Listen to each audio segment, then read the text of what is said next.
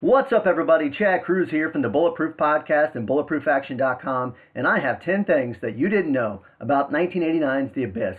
It was the fourth film from writer-director James Cameron, and a film that had many nicknames from the cast and crew. Some called it The Abuse, some called it Son of Abyss, but most of them absolutely hated working on this film. And guess what? I have 10 more things that you didn't know. Cast members had to become certified divers for the film, but once they got to the set, before filming began, they had to spend an additional 2 weeks to learn to dive at a greater depth using the new equipment that they had just designed for the film. Ed Harris had just learned how to dive on a previous film the year earlier.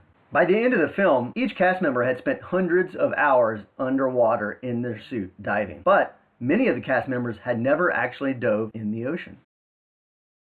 On the documentary Under Pressure, Ed Harris talks about the time he almost drowned filming an underwater scene. He had been holding his breath during a stunt where he was dragged horizontally and signaled for someone to bring him oxygen, but the crew member was stuck on a cable. A different person brought him an air regulator, but gave it to him upside down, sending water down his throat and into his lungs. A third person realized it and righted the regulator. Ed Harris says that on his drive home, he broke down and he cried. Ed Harris and Mary Elizabeth Mastrantonio really went for it during the resuscitation scene at the end of the film. Ed slapped her and screamed in her face, pounded on her bare chest. Being the perfectionist that James Cameron was, he wanted to do the scene over and over again until he got the one that he liked. The cast felt like one of the attempts was near perfect, but the cameraman told them that he had run out of film during the scene. Mary stormed off set and refused to do the scene again.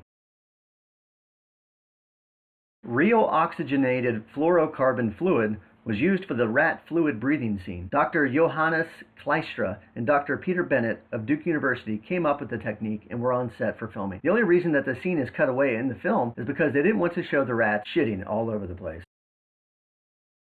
Many of the cast members refused to talk about their experiences in the film. Ed Harris has said, "I'm not talking about The Abyss, and I never will." Mastrantonio said, "The Abyss was a lot of things, fun is not one of them." After a scene was filmed in which Ed Harris almost drowned, Harris reportedly punched Jim Cameron in the face after he found out that he continued filming while he was nearly dying.